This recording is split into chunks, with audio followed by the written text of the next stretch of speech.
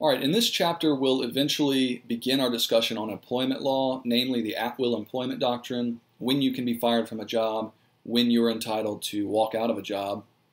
We'll define the employment relationship and compare and contrast it to the relationship of an independent contractor. Look at how we decide which is which, and then why the distinction is so important to a would-be employer versus an independent contractor. Then in the next chapter, we'll continue that discussion on the at-will employment doctrine, and we'll look at a few other employment issues. And then in the next chapter after that, that's where we'll end the semester, continuing to talk about employment law, specifically employment discrimination statutes at the federal level, most of which were passed during the civil rights era in the 60s and 70s. Before we get to all of that, we need to cover something that is central to the employment relationship and can also exist separate and independent from the employment relationship. And that is the concept of agency law and the relationship of a principal to his agent. And what are the obligations they have to one another, and what are the consequences of having someone act as an agent on your behalf. So that being said, we'll narrow this down and then begin our slideshow on the agency and employment relationship, chapter 14. So the agency relationship really is central to employment law, because what it is all about is when you need somebody, you've got business that needs to be done, but you can't do it all yourself. So you need someone to do things on your behalf. And the employment relationship, the exchange is essentially you give somebody a salary or wages and maybe certain benefits, and they're going to come into work and do what you say. Now, that's a little bit more involved than just a simple agency relationship, so we're going to begin by just talking simply about what an agent is. You don't have to be an employee of someone to be their agent. Now, the agency relationship basically is just what happens when I, as the principal, someone who needs something done, and someone who's in charge of that task, of getting it done, I need somebody to go do it and act on my behalf for whatever reason, maybe because I don't have the ability, or maybe because I just don't have the time and I need to get more business done, and I want to capitalize on this ability to ask people to do stuff for me. And so that's basically what it is. It's you say to somebody who agrees, I need you to go do something for me. When that person does whatever you've asked and they have acted within the scope of that power that you've given them, then you as a principal are on the hook for whatever they've transacted, whatever transactions they've done, and any contractual obligations that might be incurred thereafter. So that's really what this is all about. When can the agent when can we make sure that the agent is free from liability when they're acting within the scope of a power that somebody else gave them to act on their behalf? And then importantly, when can a third party rely on the principal to make good on the deals that were made by the agent? And then also both of these, the agent and the principal, like some other relationships we've talked about, have certain fiduciary duties to one another. And we've talked about these in the concept of partners and with a trustee to beneficiaries. And it's similar. Basically, they have duties to act reasonably towards each other based on their relationship. Now, this is just a simple little diagram I made that just kind of shows how this works. Again, it's simply a principal needs something done, and for whatever reason they need somebody else to do it, and then a third party needs to be able to rely on, when they know that an agent is acting on behalf of the principal, they need to be able to rely on the fact that the principal is going to make good on whatever promises are made by the agent. Now, I talked about the scope of authority. That's very important. The principal is going to be responsible for what the agent does, as long as that agent was acting within the scope of his authority under that agency. Now, you already know what an agent is, probably because you've heard of somebody who has power of attorney, or you may have heard of a healthcare power of attorney, which is the same thing, but it's limited in scope just to healthcare decisions. Now, a power of attorney in general can be quite broad, and it can encompass, if you want it to, anything that you would be able to do in your life. as a person. And sometimes those might not come into effect unless and until you're incapacitated, in which case somebody with a general power of attorney has the ability to go do anything that you would do otherwise, write checks, pay bills, so on and so forth. Now, the scope, again, can be whatever you want it to be. You see some types here. A universal agent has a general power to conduct all business for the principal. You can have a general agency, which is all the business related to a particular business, and not just anything that you can do necessarily in your life. It can be special and limited to a very limited set of circumstances. That's what a healthcare power of attorney is. It's limited to the situation where you can't make decisions, and that person can make decisions just related to your healthcare. Also, importantly, it can be voluntary. So unlike the employment relationship, this can be, somebody can simply agree to do this out of the, out of goodwill, but they're still, even though you're not, and this is important, even though there's not consideration, maybe that makes a contract, they still, the third parties in particular, are, as long as the agent is acting within their scope of authority, even though they're volunteering, the third party needs to be able to have a guarantee that the principal will satisfy any obligations that the agency gets him or herself into, as long as it's within the scope. And then, of course, you have sub-agents where either because of express authority or what is implied because of what's asked of the agent, they may be entitled to then hire sub-agents to get some of the work done for them. In other words, agents that do smaller parts of the total job that was asked of by the principal. Now, I mentioned a power of attorney. To create an agency, it doesn't have to be that formal. It doesn't have to necessarily be something formal that's filed with the court. But you do have to demonstrate two things. One, that the principal had this desire for the agent to act on their behalf, either express or implied. Sometimes it can be implied by their actions. And then second, that the agent actually does consent to work on your behalf. Again, even if it's voluntary and they're not getting paid or they're not receiving some other clear benefit to themselves other than helping you out. So that's how they're created. It's basically, once you've asked somebody to go do something for me, if you've expressed that desire, that's clear from the situation, and that agent consents, or that person consents, they are now your agent for that purpose within that scope of whatever you ask them to do, and you're going to be on the hook for what comes out of that, or what comes out of those transactions. So it's created by an agreement between the parties. Usually it can also be created after the fact by ratification if the agent did not have authority at the time or they acted outside the scope of authority. But if the principal finds out later and is nevertheless satisfied with what happened, they can ratify it, they can agree at that point, which is kind of like the concept of voidable contracts, where you don't have capacity to do something, but then it can be essentially ratified later if you decide to once you have capacity, or in this situation, once the principal is now aware of what the agent has done. And it can also be created by the doctrine of estoppel and the operation of law in situations where, like promissory estoppel, it wouldn't be fair to let a principal get away with denying responsibility for something when they've created a situation where it would be reasonable for a third party to expect the principal to fulfill certain obligations, even though maybe we didn't have create an agency by the normal method. Also, it can be implied or express. It can be implied by the actions of the parties, and we'll look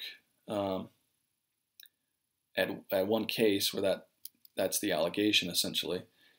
And that can come into play with estoppel, where, again, like promissory estoppel, the concept is it would be unfair to let somebody get away with making certain, creating certain impressions, even though we didn't technically have an agency initially. And then in agency by operation of law can come up sometimes where there's a situation where somebody has to act on your behalf, maybe in an emergency, and it would be unfair to let the person who benefited from that deny the obligations of what would otherwise be a principal. All right, so again, the scope of authority is very important. I said they can be express or implied. The authority that an agent has can also be actual authority or apparent authority. Now, actual authority can be express or implied, so it's different than, it's separate from those two concepts.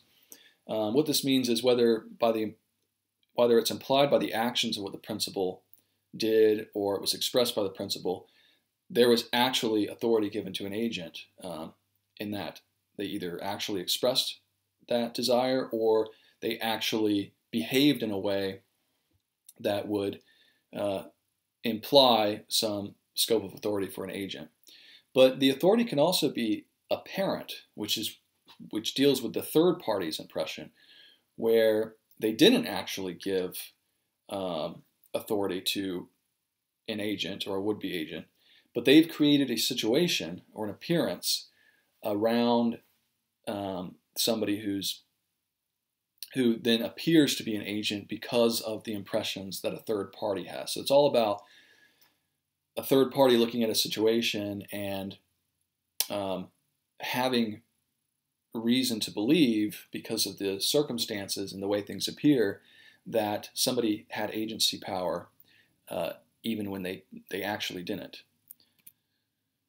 So this case, Cove Management versus Aflac, is about this concept of apparent authority, and it shows some facts that would give rise to apparent authority if the plaintiff here actually relied on them. It turns out they didn't really rely on them, but let's look at this anyway. So this guy Galgano is an insurance salesman, and he's selling policies on behalf of Aflac.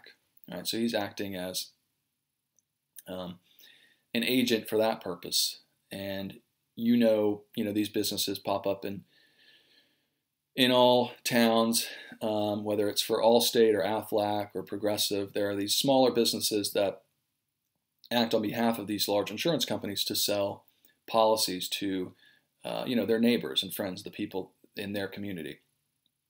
So he signs an associate's agreement with Aflac back in 2004. It authorized him to solicit applications for Aflac insurance policies, and in the agreement it stated that he was an independent contractor.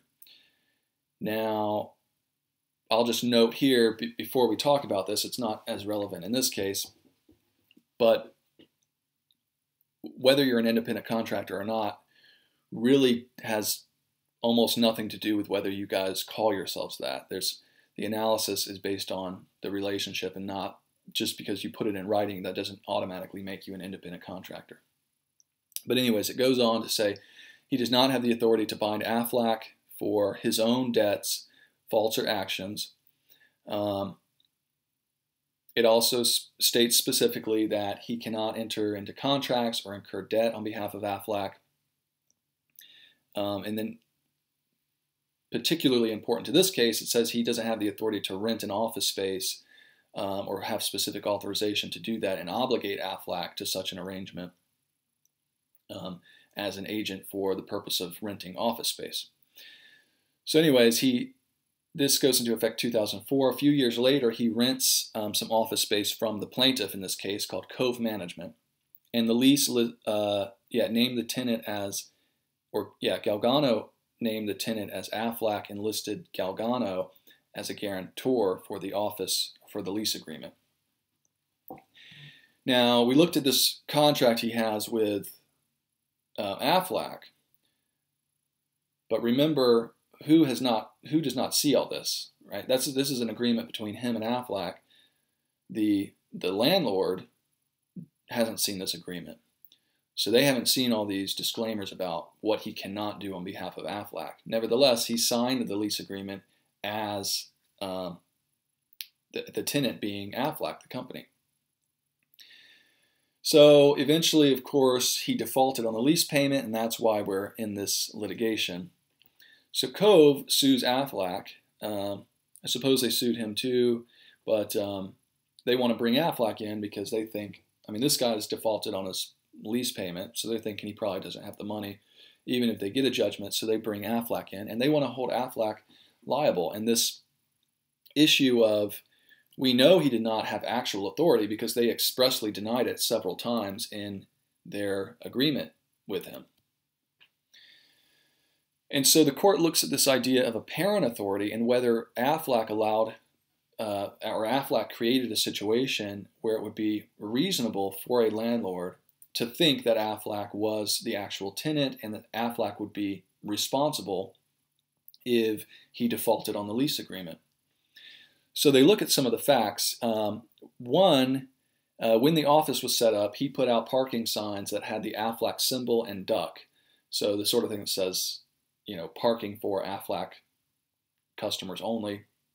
So he used their trademark on these signs. He used materials that were stylized with Aflac's trademark, both inside and outside of the office. Again, Aflac was listed on the lease, and I think there were a few other things. And what the court said is all of these things might have been sufficient for apparent authority, because if they had been allowing him to use the trademark of Aflac on everything he did, then a reasonable person might, or it would be reasonable for somebody to think, okay, Aflac is a part of this arrangement, and that he has the authority to or that it's apparent anyways that Aflac is a part of this arrangement such that we'll be able to collect the lease payments from them if he can't pay it. The problem though here that the court notes is all of the stuff that he put out, the parking signs, the materials he used, none of this came into existence until after he signed the lease. The lease was the first thing he had to do. And then once he did that, yes, he put up all this, all these things and used all these materials that made it look like Aflac was running the show. But they couldn't avail themselves of this apparent authority doctrine because they could not have relied on that when entering the lease. When they entered the lease, he showed them none of that. The only thing that was on there was this one thing where he just signed Aflac. He put Aflac as the tenant. But other than that, there was no other, nothing else to suggest that Aflac was guaranteeing this lease arrangement. So that's how, this is an example of how it could work by creating these situations, letting things happen that we can expect and predict that third parties are going to be going to look at and think that reasonably that this person has the authority, has a scope of authority as an agent to enter this lease agreement on their behalf.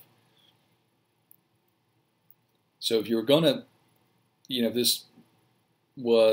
you took the same situation and you wanted people to, if you still wanted them to use your trademarks and everything, you were going to want to integrate somehow into that some kind of disclaimer in the materials that this guy is an independent contractor and can't enter into contracts for Aflac other than the ability to solicit for insurance policies.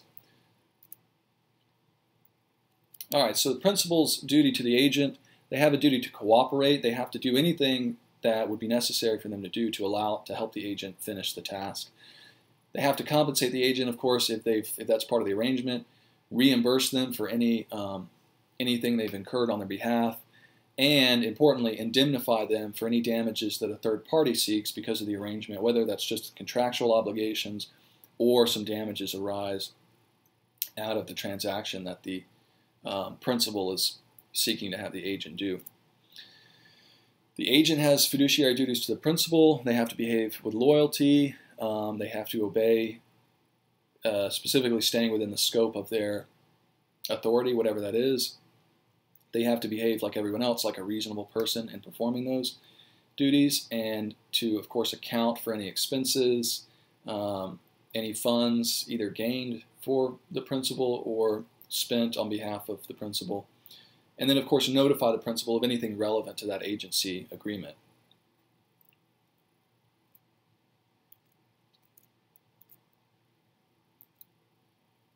Okay. So many times it's going to be clear that the agent is acting for a principal and we know who the principal is. There are cases where you may want an agent to act on your behalf and not disclose who you are, who the principal is, or even disclose maybe that they're acting for a principal. So then when can a third party hold the principal liable, whether they're not disclosed that they're acting for a principal or if they're partially disclosed? Basically, if you don't disclose that you're working for a principal at all, the agent may very well be liable himself, because the third party has no reason to know that there's anyone else they're dealing with. If they're disclosed, of course, that's what we've been talking about. The principal, of course, is liable to the third parties. And even if they're partially disclosed, the agent may, or the third party may be reasonable to expect the agent to be liable for a given transaction. But the agent should be indemnified by the principal because there is an actual relationship, an actual agency. This case looks at a situation where the undisclosed principal is the business that the guy has incorporated. So Benjamin Yim was doing business under a trade name, Ho-Tae. That was not the legal name. It was registered as Ho-Sung Enterprise Incorporated. It was a corporation. But he was just doing business under the name Ho-Tae. And in his contracts, he wasn't really disclosing that there was a separate legal entity. And so later on, what he wanted to do was skirt responsibility for some invoices that were not paid by saying that he was only acting as the agent for a corporation, which was the actual principal. This goes back to our earlier discussions about the benefits of incorporating, which is that generally, if people know that you're a corporation, or they know that you're a limited partnership, they know there's limited partners, they're aware of the limitations there, and so they're going to be limited just to suing that principal and getting any assets that the separate entity has. In this case, a corporation. He would be entitled to have them sue only on the corporation's assets. The problem, though, he was acting as an agent, but he did not. He was acting as an agent for his own corporation, but he did not disclose that at all. He was just doing business under the name Ho-Tae. It didn't indicate it was an LLC or a corporation or anything. And so the third party here that's owed the money was entitled to assume that this individual person's assets could be used to compensate them for the unpaid invoices or any breach of contract. So he could have avoided this simply by putting, indicating that Ho-Sung Enterprise was the real entity, or even just putting probably Inc. by the name Ho-Tae, possibly, by just indicating that it's connected to a corporation. They would know that they were dealing with a corporate entity, which is treated, for purposes of suing and being sued, treated as a separate entity.